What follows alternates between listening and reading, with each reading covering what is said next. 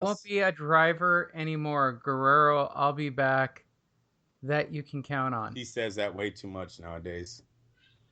Okay. So, Argentinian taxi driver David Emanuel El Pirata Peralta shockingly defeats former world champion Robert the Ghost Guerrero by 12-round split decision on Saturday night at the Honda Center in California. I didn't go. I wanted to retire before this fight, said Peralta. I was cab driving. I was a cab driver driving cabs in Argentina. Stop the sentence right there. At that point, Robert Guerrero should quit. Like, how is he in a 12-round split decision with a cab driver? I was offered a chance to fight in the U.S. and came away victorious. I came to fight and I knew I would win. He is a very good fighter, but I hit him with very hard shots. I thought I knocked him down, but if the referee feels it's not a knockdown, I have to respect He that. dropped him. Now I want to fight bigger names. No way I'm going to retire now. I'll be ready again to fight soon. This was no joke, and I can beat a lot of great fighters. Hopefully, I get good fights after this performance. I won't be a taxi driver anymore. Guerrero, I thought I clearly won the fight. Clearly, you're wrong. For the judges to say that I lost 8 rounds sounds crazy to me. It's California. Peralta was very awkward, but I felt I won. I won the rounds when I boxed. This is very disappointing, but I'll be back. You can count on it. All right, Andrew.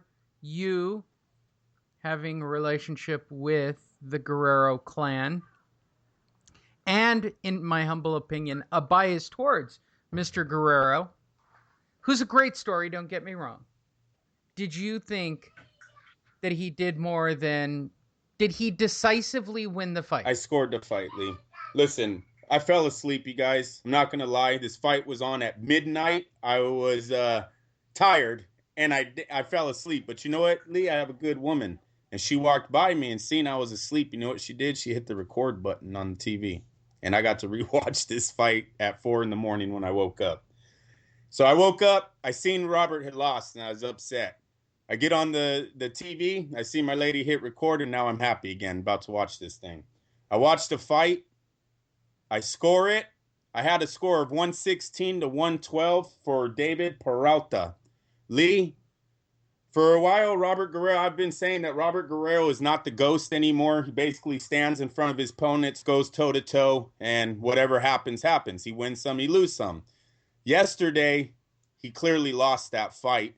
He did not get out of any of the punches that Peralta was throwing, and to me, he quit fighting. I gave David the last 6 rounds of the fight. I thought in the 10th round, Robert Guerrero had put it in the bag. I thought he was done. He just wanted to go 12. It was a sad day. You know, it was sad when Robert got into the ring. I didn't like this fight from the beginning, and I told you that. I didn't like the fact that they threw this fight onto Robert so fast. I thought the whole promotion, the announcement, everything just seemed to come in a flash. And here we were fighting. Robert looked out of shape. His hair wasn't combed. He looked like he just got out of bed and went to the ring, and that's never a good look. One, he looked old. Two, he looked like he really didn't care about his appearance in the ring anymore, and his fighting showed it. I didn't see the same Robert Guerrero that used to put on so many great fights before. And he got knocked down again. That was a clear knockdown. Look, there was a little bit of a trip. There was a little bit of their feet got tied up, Lee, but it was a straight 2-punch combination that rocked Robert Guerrero before their feet kind of hook, and then Robert falls into the ropes. It was a clear knockdown. So now Robert's been dropped like, I don't know, 4 out of the last 5 fights. He's lost since 2013. He's 2-4, been dropped 4 times. Yeah, but he's getting paid $1 million a fight. And he's done great. Hey, look it. If the PBC want to use him again, which they probably will, it's another $1 million in his pocket. I don't know. I don't know if he's going to make that much. Look, Lee, Robert right now is in a situation where I don't know if the ratings are going to fit the paychecks anymore. So they might step away from Robert Guerrero. He's taken a lot of defeats. Is it like his 3rd defeat in a row, I believe. And he didn't look good. It was on at midnight. I don't expect the ratings to be what they were last week for the Spence. We'll get into that. But I don't expect the ratings to be anywhere near what Robert puts on in primetime.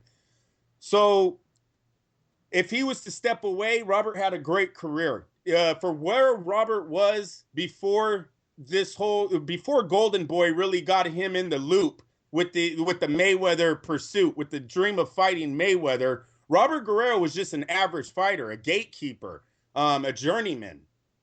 When he got in on this Mayweather run, it made him a lot of money. He had to have at least made $7 to $8 million since the Floyd Mayweather fight. When you add in the $3 million Floyd gave him, and then all of these PBC cards after this, he's done very good. He was at the end of his career, anyways. He's in his mid-30s now. Could be time for him to walk away. I don't like the fact that he's getting dropped all the time now. And Peralta was not a heavy puncher. All the credit in the world to that guy. You know, he's going to be a hell of a trainer. I seen that last night because he adapted to the fight, Lee. Peralta was losing early, figured out how to get through Guerrero's offense with his own and turned it around. And when he turned it around, he never stopped coming forward. It was a great performance by him. I think the PBC took a step back last night. Both of their guys that give them good ratings, and Angulo and Robert, both took losses. So the guys that they were put in the ring with, Lee, they were journeymen. They weren't supposed to win. These guys were sparring matches. Peralta has never even been in America for a fight. This was his first time here. That usually when you come with that storyline and you have defeats and you're older in the age, you're not the guy that they want to win. You know, everyone knows Robert gives the PBC ratings. I know they wanted Robert Guerrero to get this win, and I know they wanted Angulo over Freddie Hernandez. Freddie Hernandez, although he's on a little win streak right now, he's been knocked out basically by everybody in the welterweight division. So I think he's been knocked out 4 times, lost 6. So I don't know where the PBC goes with both Freddie Hernandez and David Peralta. Peralta's obviously going to get another shot, but like say he gets Spence, okay? The fight versus Spence and Guerrero would have looked a lot better because Guerrero has been gauged against Mayweather, and Spence has done a very good job of knocking out guys that went 12 rounds with other superstars. And I'll give you an example. He knocks out Chris Algieri when Manny Pacquiao couldn't. Then in his last fight, he knocks out Bundu when Keith Thurman couldn't. And what made that knockout with Bundu even more special is that Keith Thurman, before the fight, tweets out, "This fight is going to be interesting. Want to see how Spence does." Well, guy, he knocked him out. So right now, Spence looks like his power might even be better than one times. So you get Guerrero in the ring with Spence, that's a better matchup. Right now, we got David Peralta versus Spence. It probably would be the fight they're going to go with because everyone else seems to be tied up. Spence is going to be looking for an opponent in December. Cal Brook will not be there. He'll be getting slaughtered by Triple G, in my opinion, in the middleweight division. He'll then give up his IBF welterweight title. Spence will fight for a vacant. All that being said, PBC, although there were 2 decent fights, they were decently. This Peralta guy, I'm telling you, he gave it to Guerrero. As soon as he figured out Guerrero, he came straight forward. Guerrero, being the man that he is, the warrior that his last name is, he tried to go toe-to-toe. I'm going to tell you, Lee, he was trying to rely way too much on power punches when Robert's not a power puncher. And that's just another sign that the fire might not be there, or age is definitely taking over Robert's career. Well, probably age, probably one too many punches to the head. Yes. He's taken a lot of abuse. I've talked about it repeatedly. Yep. And it's showing. It's showing. Yeah. You're talking Peralta. You're talking Aaron Martinez. These 2 guys didn't come into the ring known for being power punchers. I agree. I completely and utterly agree. Let's get into the news. News of the week brought to you by Nobody. Sign up for Nobody and Nothing at nowhere. Errol Spence TV ratings for last Saturday's PB fight speak to 6 million viewers. How is that possible? How are there 6 million people? That's a record network drawing 6 million viewers to see Errol Spence. Look, the easy answer, Lee, is going to be the Olympic basketball team was playing for gold right before that fight. But you have to give Al Heyman credit for pulling this off. Al Heyman just set up PBC to maybe live past all of this, these lawsuits and everything going against him right now with Errol Spence. If Spence can bring back that kind of TV rating, the PBC will go nowhere. Now, you can say, "Oh, it was just because of basketball," but what the reports are saying is that 85% of the audience stayed through the whole telecast, even though they seen it was a boxing match, could have went somewhere else. They didn't.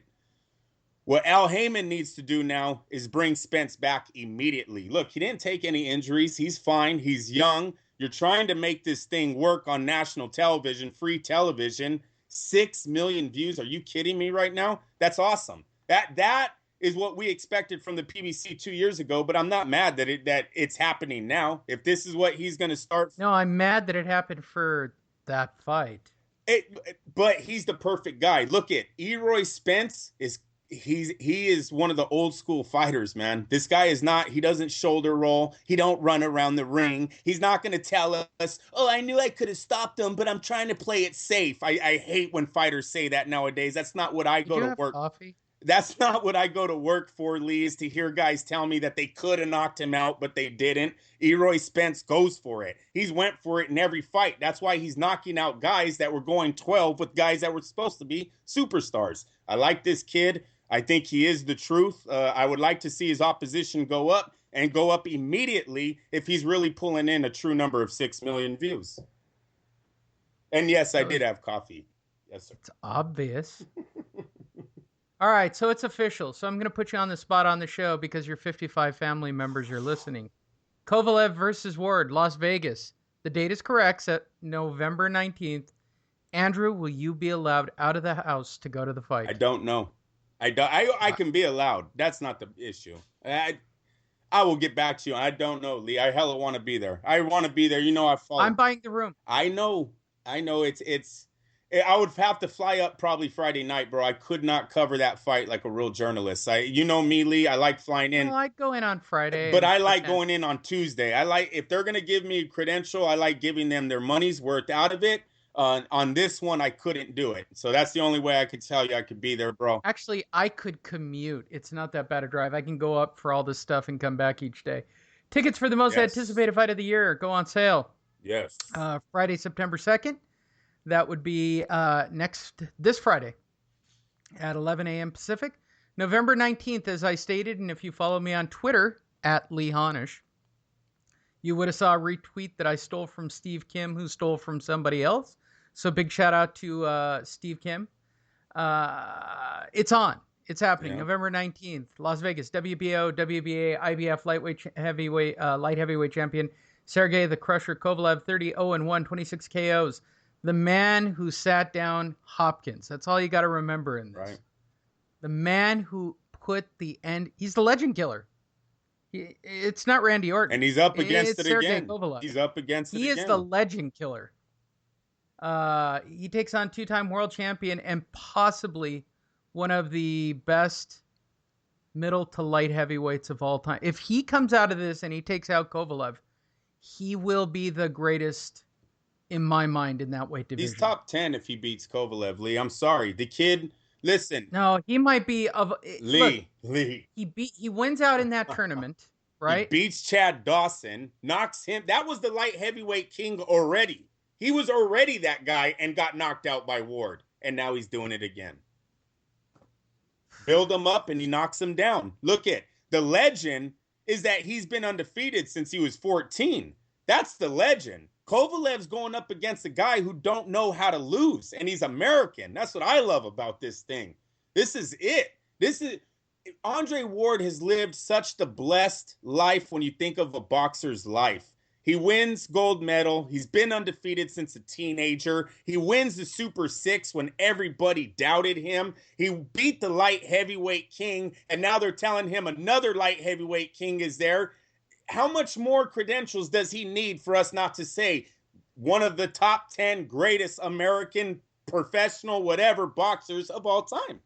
I know it seems too fast, but he's done it. His credentials are there. I mean, and when he was an amateur, he was supposed to lose against the Russian that he fought in the for the gold. It wasn't for the medal. It was like the semifinals.